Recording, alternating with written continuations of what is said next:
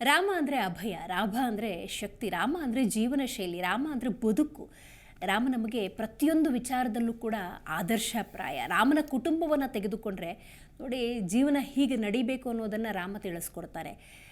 ಅರಮನೆಯ ವೈಭೋಗಗಳನ್ನು ಅನುಭವಿಸುವಂಥ ಎಲ್ಲ ಅರ್ಹತೆಗಳಿದ್ರೂ ಕೂಡ ಗಂಡನ ಮಾತಿಗೆ ಬೆಲೆ ಕೊಟ್ಟಂತಹ ಸೀತಾ ರಾಮನ ಹಿಂದೆ ಹೋಗ್ತಾರೆ. ಅಣ್ಣನೇ ಇಲ್ಲ ಬೆಲೆ, ನಾನು ಯಾವ ರೀತಿ ರಾಜ್ಯಭಾರ ಮಾಡಲಿ ಅಂಥೇಳಿ ಅಣ್ಣನ ಪಾದುಕೆಗಳನ್ನಿಟ್ಟು ರಾಜ್ಯಭಾರ ಮಾಡಿದಂತಹ ಭರತನನ್ನು ನಾವಿಲ್ಲಿ ನೆನಪಿಸಿಕೊಳ್ಬಹುದು. ಅಣ್ಣನೇ ಇಲ್ಲ ಅಂದರೆ, ಅರಮನೆಯಲ್ಲಿ ಅಣ್ಣ ಇಲ್ಲ ಅಂದರೆ ನಾನಿಲ್ಲಿದ್ದೇನು ಮಾಡಲಿ ಅನ್ನುವಂತಹ ಲಕ್ಷ್ಮಣನ ವನವಾಸ ಸೇವೆಯನ್ನು ನೋಡ್ಬೋದು. ಅಲ್ಲಿ ಲಕ್ಷ್ಮಣ ಇದ್ದಾಗ ಊರ್ಮಿಳೆ ಅದು ಹೇಗೆ ಸಂಸಾರವನ್ನು ಮಾಡೋದಕ್ಕೆ ಸಾಧ್ಯ? ಲಕ್ಷ್ಮಣ ಬರೋವರೆಗೂ ಕೂಡ ಊರ್ಮಿಳೆ ಕಾತರದಿಂದ ಕಾಯ್ತಾ ಇರ್ತಾರೆ. 14 ವರ್ಷಗಳ ವನವಾಸ ನೋಡಿದ್ರಲ್ಲ, ಪ್ರತಿಯೊಂದು ಗುಣಗಳು ಕೂಡ ಅದರಲ್ಲಿ ನಾವು 10% ಅಳವಡಿಸ್ಕೊಂಡ್ರೂ ಕೂಡ ಬದುಕು ಸುಂದರ ಅಮೋಘ ಅಂತ ಹೇಳಿದ್ರೆ ತಪ್ಪಾಗೋದಿಲ್ಲ. ಇಂಥ ರಾಮನ ಕುರಿತಂತೆ, ರಾಮನ ಆದರ್ಶಗಳ ಕುರಿತಂತೆ, ಇವತ್ತು ರಾಮ ಮಂದಿರ ನಿರ್ಮಾಣವಾಗ್ತಿರೋ ವಿಚಾರದ ಕುರಿತಂತೆ ಮಾತಾಡಲಿಕ್ಕೆ ಇವತ್ತು ನಮ್ಮ ಕಾರ್ಯಕ್ರಮದಲ್ಲಿ ಡಾಕ್ಟರ್ ಪಂಡಿತ್ ಶ್ರೀ ಸಿದ್ಧಾಂತ ಅರುಣ್ ಶರ್ಮಾ ಗುರೂಜಿಯವರಿದ್ದಾರೆ. ಗುರುಗಳೇ, ಕಾರ್ಯಕ್ರಮಕ್ಕೆ ಸ್ವಾಗತ ನಿಮಗೆ. ಓಂ ಗುರುಭ್ಯೋ ನಮಃ. ಹರಿ ಓಂ ಹರಿ. ನಮಸ್ತೆ ನನ್ನ ಪ್ರೀತಿಯ ವೀಕ್ಷಕರಿಗೆ. ಗುರುಗಳೇ, 500 ವರ್ಷಗಳ ಹೋರಾಟ, ಭಾರತೀಯರ ಕನಸು ಇವತ್ತು ನೆರವೇರ್ತಾ ಇದೆ. ಈ ಶುಭ ಸಂದರ್ಭದಲ್ಲಿ ನಿಮ್ಮ ಮಾತು. ವಿಶೇಷವಾಗಿ ಈ ಒಂದು ದೇವಾಲಯದ ಒಂದು ನಿರ್ಮಾಣ ಏನು ನಡೀತಾ ಇದೆ, ನಮ್ಮ ಹಿಂದುತ್ವದ ಒಂದು ಪ್ರತೀಕ ಅಂತ ಹೇಳ್ತೇವೆ. ನಮ್ಮ ಧರ್ಮ ಸಂಸ್ಥಾಪನೆಗೆ ಇದೊಂದು ವಿಶೇಷವಾದಂತಹ ಒಂದು ಬೆಳವಣಿಗೆ ಅಂತಲೇ ಹೇಳಿದ್ರು ಸಹಿತ ತಪ್ಪಾಗೋದಿಲ್ಲ. ಯಾಕಂದರೆ ನಮ್ಮ ಸನಾತನ ಧರ್ಮದ ಒಂದು ಆವಿಷ್ಕಾರ ಅಂತಲೇ ಹೇಳ್ಬೋದು ನಾವು ಇದನ್ನು. ವಿಶೇಷವಾಗಿ ನಾವು ಇದನ್ನ ಏನಂತ ಹೇಳ್ತಿದ್ರೆ, ದೈವಿಕವಾಗಿ ಈ ಒಂದು ರಾಮ ಮಂದಿರದ ಪ್ರತಿಷ್ಠಾಪನೆಗೋಸ್ಕರ ಇಷ್ಟೊಂದು ಒಂದು 500 ವರ್ಷಗಳು ನಾವು ಕಾಯ್ಬೇಕಾಯ್ತು. ಎಂಥ ಒಂದು ಈ ಹಿಂದೂ ಮತ್ತು ಮುಸ್ಲಿಮರ ನಡುವೆ ನಡೆದಂತಹ ಒಂದು ಗಲಾಟೆಗಳಾಗಿರಬಹುದು, ಎಷ್ಟೊಂದು ಒಂದು ಮಹನೀಯರ ಒಂದು ಜೀವ ತ್ಯಾಗಗಳಾಗಿರಬಹುದು, ಹೀಗೆ ಎಷ್ಟೊಂದು ಇಂಥ ಒಂದು ವಿಚಾರಗಳಾದರೂ ಸಹಿತ ನಮ್ಮ ಧರ್ಮ ಸಂಸ್ಥಾಪನೆಗೆ, ನಮ್ಮ ಹಿಂದುತ್ವದ ಒಂದು ಸಂಸ್ಥಾಪನೆಗೆ, ನಮ್ಮ ಬೆಳವಣಿಗೆ ಒಂದು ಸಂಸ್ಥಾಪನೆಗೆ ಇವತ್ತು ಒಂದು ವಿಶೇಷವಾದಂತಹ ಒಂದು ಮುಹೂರ್ತ ಅಂತಲೂ ಹೇಳ್ಬೋದು. ಈ ಒಂದು ಮುಹೂರ್ತ ಇರೋದ್ರಿಂದನೇ ನಮ್ಮ ಒಂದು ದೈವಿಕವಾದ, ನಮ್ಮ ಒಂದು ಸನಾತನ ಧರ್ಮದ ಒಂದು ಸ್ಥಾಪನೆ ಅಂತಾನೆ ಹೇಳ್ತೀನಿ ನಾನು ಇದನ್ನ. ಪುನರ್ ಆರಂಭ ಅನ್ಬೋದಾ? ಹೌದು, ಇದು ರಾಮಯುಗ ಅಂತಾನೆ ಹೇಳ್ಬೋದು ನಾವು ಇದನ್ನ. ಯಾಕಂದ್ರೆ ನಾವು ಇದನ್ನ ರಾಮಯುಗ ಅಂತ ನಾವ್ ಯಾಕೆ ಹೇಳ್ತಿದೀವಿ ಅಂದ್ರೆ, ದೈವಿಕವಾದಂತ ಯುಗ ಅಂತ ಕರಿತೀವಿ ನಾವು ಇದನ್ನ. ಯಾಕಂದ್ರೆ ನಮ್ಮ ಒಂದು ಸಂಪತ್ತು, ನಮ್ಮ ಒಂದು ಆಧ್ಯಾತ್ಮಿಕ ಚಿಂತನೆನೇ ನಮ್ಮ ಧರ್ಮ.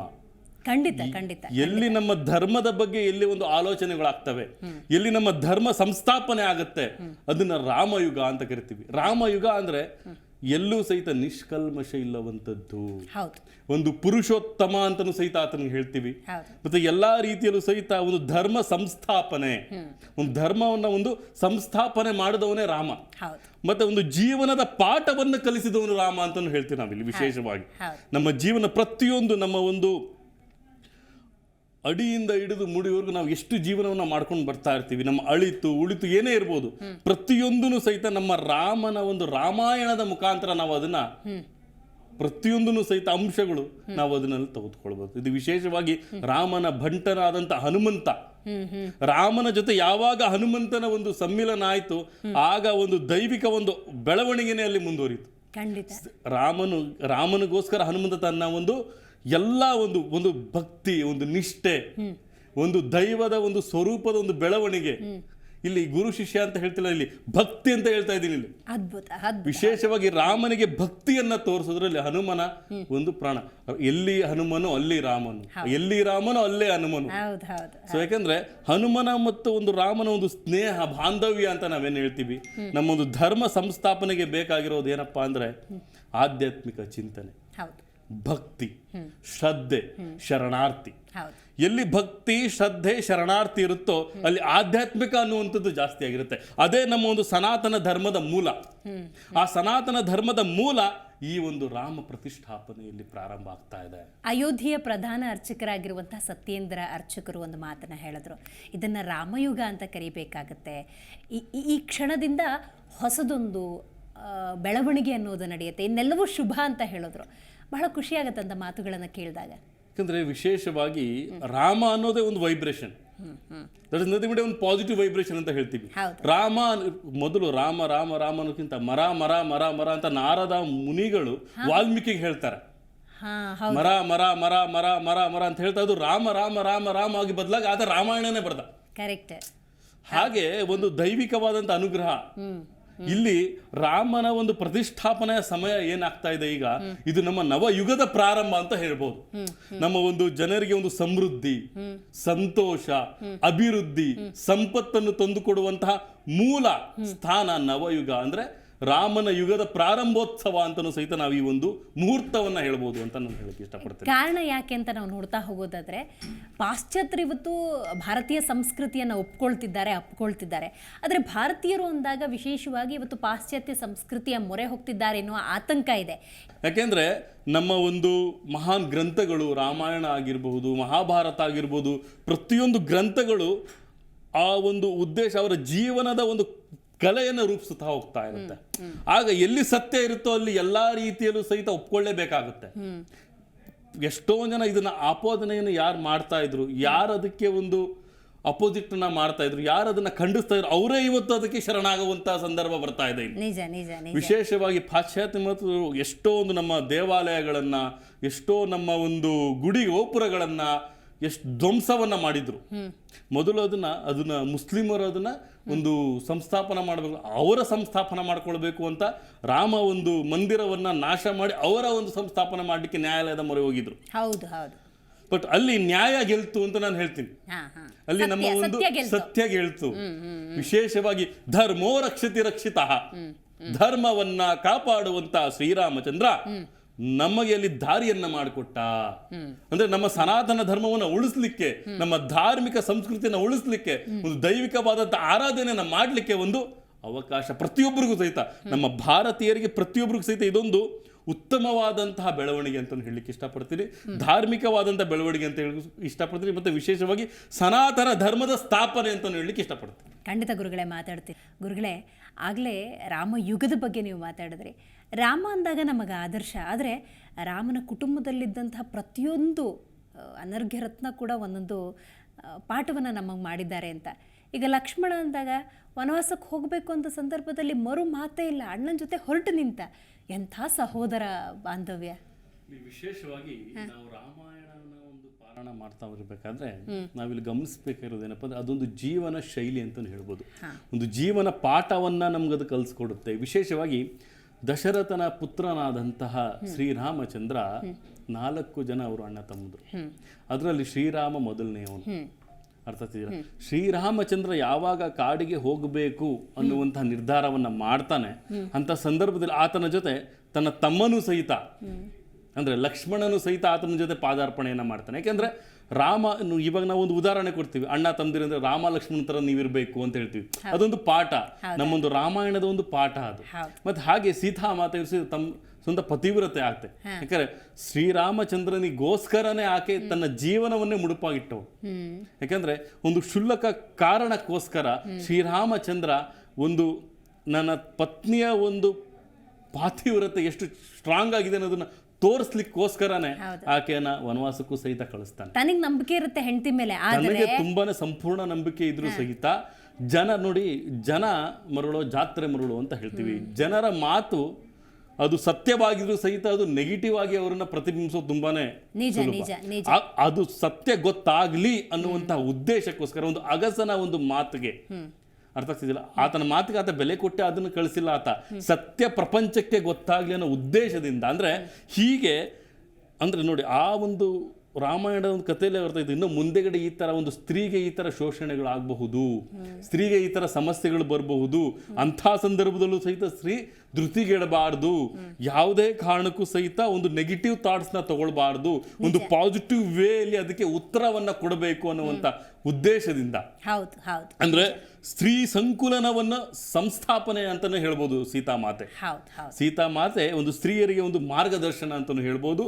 ಸ್ತ್ರೀಯರಿಗೆ ಒಂದು ಪತ್ನಿತ್ವವನ್ನ ಹೇಗೆ ಕಾಪಾಡಿಕೊಳ್ಬೇಕು, ಒಂದು ಪತಿಯ ಒಂದು ಪತ್ನಿತ್ವವನ್ನ ಹೇಗೆ ಕಾಪಾಡಿಕೊಳ್ಬೇಕು ಅನ್ನುವಂಥ ಒಂದು ಮಾರ್ಗದರ್ಶನವನ್ನ ತೋರಿಸಿದವಳು ಸೀತಾಮಾತೆ. ಲವಕುಶರು ಸಹಿತ ತನ್ನ ತಂದೆಯ ಪ್ರೀತಿಯನ್ನ, ಒಂದು ತಂದೆಗೆ ಎಷ್ಟು ಒಂದು ಗೌರವವನ್ನ ಕೊಡಬೇಕು ಅನ್ನೋದನ್ನ ಲವಕುಶರು ಕಲಿಸ್ಕೊಡ್ತಾರೆ. ಭರತ ಅಂದಾಗ ಬಹಳ ವಿಶೇಷ ಅಂತ ಅನ್ಸ್ಬಿಡೋದು. ಈ ಕಡೆ ರಾಜ್ಯಭಾರದ ಜವಾಬ್ದಾರಿ ಇದೆ, ಆ ಕಡೆ ನೋಡಿದ್ರೆ ಅಣ್ಣ ತನ್ನ ಪ್ರಾಣ ಅರಮನೆನೇ ಬಿಟ್ಟು ವನವಾಸಕ್ಕೆ ಹೋಗ್ತಿದ್ದಾಗ ರಾಜ್ಯಭಾರನೂ ನಡೆಸಬೇಕು ಅಂತ ಅಣ್ಣನ ಪಾದಕ್ಕೆ ಇಟ್ಟು ರಾಜ್ಯಭಾರ ಮಾಡುವಂತಹ ಜವಾಬ್ದಾರಿ ಇದೆಯಲ್ಲ, ಆ ಜವಾಬ್ದಾರಿಗಳ ಬಗ್ಗೆ ಏನು ಹೇಳ್ತೀರಿ ಅಂತ. ಇಲ್ಲಿ ವಿಶೇಷವಾಗಿ ಏನಪ್ಪ ಅಂದ್ರೆ, ಈಗ ರಾಜ್ಯವನ್ನ ಆಳ್ವಿಕೆ ಮಾಡುವಂತ ಒಂದು ಧರ್ಮ ಇರುತ್ತೆ. ಅಂದ್ರೆ ಅಣ್ಣನ ಹೆಸರಿನಲ್ಲೇ ಆತ ಆಳ್ವಿಕೆಯನ್ನ ಮಾಡ್ದ ಅಂತ ಅರ್ಥ ಅಲ್ಲಿಗೆ. ಅಣ್ಣನ ಹೆಸರಿನ ಅಂದ್ರೆ ಶ್ರೀರಾಮಚಂದ್ರರಲ್ಲಿ ಆಳ್ವಿಕೆ ಮಾಡಿದರು ಅಂತ ಅರ್ಥ. ಅಂದ್ರೆ ಆತನ ಒಂದು ಪಾದುಕೆಯನ್ನ ಇಟ್ಟು ಹೌದು ಆಳ್ವಿಕೆಯನ್ನ ಮಾಡ್ತಾ ಇದ್ದಾರೆ. ಅಂದ್ರೆ ಒಂದು ಶ್ರೀರಾಮಚಂದ್ರರೇ ಅಲ್ಲಿ ಒಂದು ಆಳ್ವಿಕೆ ಮಾಡ್ತಾ ಇದ್ದಾರೆ ಎನ್ನುವಂತಹ ಒಂದು ಸಂಕಲ್ಪವನ್ನು ಆತ ಹೊಂದಿದ್ದ ಅಲ್ಲಿ. ಮತ್ತೆ ವಿಶೇಷ ಏನಪ್ಪಾ ಅಂದ್ರೆ, ಇಲ್ಲಿ ಒಂದು ಕುಟುಂಬ, ಒಂದು ಅವಿಭಕ್ತವಾದಂತ ಒಂದು ಕುಟುಂಬದಲ್ಲಿ ಹೇಗೆ ಇರುತ್ತೆ, ಒಂದು ಜೀವನದ ಒಂದು ಕಲೆ ಹೇಗಿರುತ್ತೆ, ಒಂದು ಜೀವನದ ಶಿಕ್ಷಣವನ್ನ ನಾವಿಲ್ಲಿ ರಾಮಾಯಣದಲ್ಲಿ ಕಲಿಬಹುದು. ನಮ್ಮ ಒಂದು ರಾಮಾಯಣದ ಒಂದು ನಮ್ಮ ವಾಲ್ಮೀಕಿಯವರು ಯಾವ ರೀತಿಯಾಗಿ ಅದನ್ನ ಬರೆದಿದ್ದಾರೆ ಅಂದ್ರೆ, ಪ್ರತಿಯೊಂದು ಅಂಶನೂ ಸಹಿತ ಅಲ್ಲಿ ಸ್ನೇಹ ಬಾಂಧವ್ಯ ಇದೆ, ಅಲ್ಲಿ ಒಂದು ಭಕ್ತಿ ಬಾಂಧವ್ಯ ಇದೆ, ಬಂಧುತ್ವದ ಒಂದು ಬಾಂಧವ್ಯ ಇದೆ, ಜೀವನದ ಪಾಠ ಇದೆ, ಜೀವನದ ನೆಲೆ ಇದೆ, ಜೀವನದಲ್ಲಿ ಯಾವುದು ಸ್ವಾರ್ಥ ಮನೋಭಾವನೆ, ಯಾವುದು ನಿಸ್ವಾರ್ಥ ಮನೋಭಾವನೆ, ಸುಗ್ರೀವ ಮತ್ತೆ ವಾಲಿಯ ನಡುವೆ ನಡೆದಂತಹ ಒಂದು ಸಂಘರ್ಷದಲ್ಲೂ ಸಹಿತ ಯಾವುದು ಧರ್ಮವನ್ನ ಗೆಲ್ಲಿಸ್ತಾನೆ. ಈಗ ರಾವಣದಲ್ಲಿ ಯುದ್ಧ ನಡೆದಾಗ ಅಲ್ಲಿ ಯಾವ ಧರ್ಮವನ್ನ ಗಳಿಸ್ತಾನೆ. ರಾವಣ ತುಂಬಾ ಪಾಂಡಿತ್ಯವನ್ನ ಹೊಂದಂತಹ ಒಂದು ವ್ಯಕ್ತಿ, ತುಂಬಾ ಪಾಂಡಿತ್ಯ ಆತನಿಗೆ. ಈಗ ಅದೇ ಒಂದು ಯುದ್ಧವನ್ನ ಪ್ರಾರಂಭವಾಗುವುದಕ್ಕಿಂತ ಮುಂಚೆ ಶ್ರೀರಾಮಚಂದ್ರ ರಾವಣನ ಹತ್ರ ಹೋಗ್ಬಿಟ್ಟು ಯಾವ ಮುಹೂರ್ತದಲ್ಲಿ ಯುದ್ಧವನ್ನ ಮಾಡಬೇಕು ಅಂತ ಕೇಳಿದಾಗ ರಾವಣ ಆತನ ಕರ್ತವ್ಯ ಧರ್ಮವನ್ನ ಮರೆಯಲಿಲ್ಲ. ಆತನು ಒಬ್ಬ ಜ್ಯೋತಿಷಿ, ರಾವಣನು ಸಹಿತ ಒಬ್ಬ ಜ್ಯೋತಿಷಿ. ಆತನ ಒಂದು ಕರ್ತವ್ಯ ಧರ್ಮವನ್ನು ಮರೆಯದಲೇನೆ ಆತನ ಕರ್ತವ್ಯಕ್ಕೆ ಬೆಲೆ ಕೊಟ್ಟು, ಇಂಥ ಒಂದು ಸಂದರ್ಭದಲ್ಲಿ ನೀನು ಯುದ್ಧವನ್ನ ಪ್ರಾರಂಭ ಮಾಡಿ ನೀನು ಯುದ್ಧವನ್ನ ಗೆಲ್ತೀಯ ಅಂದ್ರೆ ಆತನೇ ಯುದ್ಧವನ್ನು ಮಾಡ್ತಿರೋದು. ಅದನ್ನು ಇಲ್ಲಿ ಕರ್ತವ್ಯ ನಿಷ್ಠೆಯನ್ನು ಸಹಿತ ಇಲ್ಲಿ ತೋರಿಸುತ್ತೆ ರಾಮಾಯಣ. ಒಂದು ಕರ್ತವ್ಯದ ಒಂದು ನಿಷ್ಠೆ, ಒಂದು ಧರ್ಮದ ಮಾರ್ಗ, ಒಂದು ಕರ್ಮಗಳ ಒಂದು ಮಾರ್ಗನೂ ಸಹಿತ. ಅಂದ್ರೆ ಕರ್ಮವನ್ನ ಯಾರು ಮಾಡಿರ್ತಾರೆ ಅವ್ರಿಗೆ ಧರ್ಮದ ಒಂದು ಪರಿಕಲ್ಪನೆಗಳು ಸಹಿತ ಅಲ್ಲಿ ಆಗ್ಬೇಕು. ಧರ್ಮ ಕರ್ಮಗಳ ನಡುವೆ ರಾವಣರ ಯುದ್ಧ ಅಂತಾನು ಹೇಳ್ತೀವಿ. ಇಲ್ಲಿ ವಿಶೇಷವಾಗಿ ಎಲ್ಲಾ ರೀತಿಯಲ್ಲೂ ನಾವು ನೋಡಿದಾಗ ಒಂದು ಜೀವನದ ಪಾಠ ಅನ್ನೋದಕ್ಕಿಂತ ಜೀವನ ಶೈಲಿಯನ್ನು ಒಬ್ಬ ವ್ಯಕ್ತಿ ಯಾವ ರೀತಿ ರೂಪಿಸ್ಕೊಳ್ಬೇಕು ಈ ಕ್ಷಣಕ್ಕೂ ನಿಮ್ಗೆ ಅನ್ಸಬಹುದಲ್ವ ಗುರುಗಳಿಗೆ? ಒಂದು 10% ನಾವು ಅದನ್ನ ಅಳವಡಿಸ್ಕೊಂಡ್ರೆ ಜೀವನದಲ್ಲಿ ಒಂದು ಸಾರ್ಥಕ್ಯ ಭಾವ ಅಂತ. ಯಾಕಂದ್ರೆ ಇವತ್ತು ನನ್ನದು ಅನ್ನೋ ಸ್ವಾರ್ಥ ಹೆಚ್ಚಾಗ್ಬಿಟ್ಟಿದೆ. ಇಲ್ಲಿ ವಿಶೇಷವಾಗಿ ನಾವು ಸ್ವಾರ್ಥ ಪ್ರಪಂಚಕ್ಕೆ ನಾವು ಇಲ್ಲಿ ಕಾಲಿಡ್ತಿದ್ದೀವಿ ಅನ್ನುವಂತಹ ಒಂದು ಮನೋಭಾವನ ಮೊದಲು ಕಿತ್ತಾಕ್ಬೇಕು. ನಿಜ. ಯಾರು ಅದನ್ನ ಸ್ವಾರ್ಥ ಅಂತ ಅನ್ಕೊಂಡ್ರೆ ಅದನ್ನ ನಾವು ಕಿತ್ತಾಕಿ ನಿಸ್ವಾರ್ಥ ಮನೋಭಾವನದ ಎಲ್ಲರನ್ನೂ ಚೆನ್ನಾಗಿ ಬೆಳೆಸೋಣ. ಸರ್ವೇ ಜನ ಸುಖಿನೋ ಭವಂತು ಅನ್ನುವಂತಹ ಒಂದು ಓಂಕಾರ ಮಂತ್ರವನ್ನಾಗಿರ್ಬೋದು, ಮೂಲ ಮಂತ್ರವನ್ನಾಗಿ ನಾವು ಇಟ್ಕೊಂಡು ನಾವು ಹೋದಾಗ ಯಾವುದೂ ಅಲ್ಲಿ ಸ್ವಾರ್ಥತೆ ಇಲ್ಲಿ ಏನಾಗುತ್ತೆ, ಇಲ್ಲಿ ಕಲ್ಮಶ ಜೀವನ ಆಗ್ತಾ ಇದೆ. ಹೇಗೆ ನಮ್ಮ ವಾಯು ಮಾಲಿನ್ಯ ಆಗ್ತಾ ಇದೆ, ಹಾಗೆ ನಮ್ಮ ಮನಸ್ಸಿನ ಮಾಲಿನ್ಯವನ್ನ ಮಾಡ್ಕೊಳ್ತಾ ಇದ್ದಾರೆ. ಅದಕ್ಕಿಂತ ನಾವು ಹೇಳೋದೊಂದೇ, ರಾಮಾಯಣವನ್ನ ಪಠನೆಯನ್ನ ಮಾಡಿ ಅದರ 1% ಸಾಕು, 10% ಬೇಡ, 1% ತಾವು ಜೀವನದಲ್ಲಿ ತಾವು ಅಳವಡಿಕೆ ಮಾಡಿಕೊಂಡ್ರೆ ಸಾಕು. ಸಂಕಷ್ಟವನ್ನ ನಿವಾರಣೆ ಮಾಡೋನು ಶ್ರೀರಾಮಚಂದ್ರ, ವಿಷ್ಣುವಿನ ಸ್ವರೂಪ ಅಂತಾನೆ ಹೇಳ್ತೀವಿ. ರಾಮನ ಮತ್ತೆ ಕೃಷ್ಣನ ಸ್ವರೂಪ ಯಾಕೆ ಶ್ರೀ ವಿಷ್ಣು ಪರಮಾತ್ಮವನ್ನ ಒಂದು ತೆಗೆದುಕೊಳ್ತಾನೆ ಅಂದ್ರೆ ಒಂದು ಜೀವನದ ಒಂದು ಕಲೆಯನ್ನ ಪ್ರಪಂಚಕ್ಕೆ ತೋರಿಸ್ಲಿಕ್ಕೆ. ಅರ್ಥ ಆಗ್ತಿದೆಯಲ್ಲ? ರಾಮನು ಬೇರೆ ಅಲ್ಲ, ಕೃಷ್ಣನು ಬೇರೆ ಅಲ್ಲ. ರಾಮನ ಒಂದು ಅವತಾರ ಮತ್ತೆ ಶ್ರೀಕೃಷ್ಣನ ಒಂದು ಅವತಾರ, ಶ್ರೀ ವಿಷ್ಣುವಿನ ಒಂದು, ಅದಕ್ಕೆ ನಾವು ಹೇಳೋದು ಆಕಾರ ಕೊಡುವವನು ವಿಷ್ಣು ಆಗ್ತಾನೆ, ಸೃಷ್ಟಿಕರ್ತ ಬ್ರಹ್ಮನಾಗ್ತಾನೆ, ಮೋಕ್ಷ ಕೊಡುವವನು ಶಿವನಾಗ್ತಾನೆ. ಆಕಾರ ಕೊಡುವವನು ಯಾಕೆ ಇಲ್ಲಿ ವಿಷ್ಣು ಆಗ್ತಾನೆ, ಆತನ ಒಂದು ಪರಿಕಲ್ಪನೆಗಳು ಗೊತ್ತಾಗ್ತದೆ. ಅಂದ್ರೆ ವಿಷ್ಣುವಿನ ಒಂದು ಜೀವನದ ಒಂದು ಜೀವನ ಶೈಲಿಯನ್ನ ಯಾವ ರೀತಿಯಲ್ಲಿ ಅಳವಡಿಸ್ಕೊಳ್ಬೇಕು ಅನ್ನೋದಕ್ಕೆ ರಾಮಾಯಣ. ಖಂಡಿತ ಇವತ್ತಿನ ಮತ್ತೆ ಮಹಾಭಾರತ ಜೀವನದ ಶೈಲಿಯ 2ನೇ ಭಾಗ. ಖಂಡಿತ. ಈಗ ನಾವು ಮಾತಾಡೋದಾದ್ರೆ ಶ್ರೀರಾಮಚಂದ್ರನ ಧ್ಯಾನ, ಶ್ರೀರಾಮಚಂದ್ರನ ದೈವಿಕವಾದೊಂದು ಆರಾಧನೆ.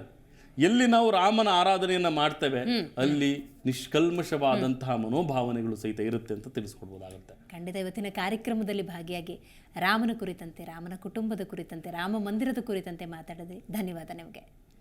ಸರ್ವೇ ಜನ ಸುಖಿನೋ ಭವಂತು ಅಂತ ಹೇಳ್ತಾ ಎಲ್ಲರಿಗೂ ಸಹಿತ ಶ್ರೀರಾಮಚಂದ್ರ ಆಯಸ್ಸು, ಆರೋಗ್ಯ, ಸಂಪತ್ತು ಎಲ್ಲವನ್ನು ಕೊಟ್ಟು ಕಾಪಾಡಲಿ ಅಂತ ಹೇಳ್ತಾ, ಆದಷ್ಟು ಸಹಿತ ಇವತ್ತು ನಮ್ಮ ಪ್ರಿಯತೆಯ ವೀಕ್ಷಕರಿಗೆ ಹೇಳೋದೇನಪ್ಪ ಅಂದರೆ, ಶ್ರೀರಾಮನ ಧ್ಯಾನವನ್ನು ಮಾಡಿ ದ್ವೀಪವನ್ನು ಬೆಳಗುವುದರ ಮುಖಾಂತರ ಶ್ರೀರಾಮನನ್ನು ಪ್ರತಿಯೊಬ್ಬರು ಸಹಿತ ಅವರ ಮನೆಗೆ ಒಂದು ಸ್ವಾಗತವನ್ನು ಕೋರಿ ಅಂತಲೂ ಸಹಿತ ಹೇಳ್ಬೋದಾಗುತ್ತೆ. ಖಂಡಿತ. ಇವತ್ತಿನ ಕಾರ್ಯಕ್ರಮದಲ್ಲಿ ನೋಡಿದ್ರಲ್ಲ ವೀಕ್ಷಕರೇ, ರಾಮೋತ್ಸವ ಅಯೋಧ್ಯೆಯಲ್ಲಾಗ್ತಾ ಇದೆ. ಭಾರತದಾದ್ಯಂತ ಪ್ರತಿಯೊಬ್ಬರು ಕೂಡ ಕಾಯ್ತಾ ಇರುವಂತಹ ಕ್ಷಣ ಸನ್ನಿಹಿತವಾಗ್ತಾ ಇದೆ. ಮತ್ತಷ್ಟು ಈ ಕುರಿತಂತೆ ಮಾಹಿತಿಯನ್ನು ನೋಡ್ತಾ ಹೋಗೋಣ. ಜೊತೆಗೆ ಇವಿಷ್ಟು ರಾಮೋತ್ಸವದ ಕುರಿತಂತೆ, ನಾವು ರಾಮನ ಕುರಿತಂತೆ ಮಾತಾಡಿದಂತಹ ಮಾತುಗಳು. ನೋಡ್ತಾ ಇರಿ ಜಿ ಕನ್ನಡ ನ್ಯೂಸ್, ಸತ್ಯವೇ ಸುದ್ದಿಯ ಜೀವಾಳ. ಪ್ರತಿಕ್ಷಣದ ಸುದ್ದಿಗಾಗಿ Zee Kannada news app download ಮಾಡಿ. Live TV, latest updates, entertainment, life style, technology ಸುದ್ದಿ ನಿಮ್ಮ ಅಂಗೈಯಲ್ಲಿ.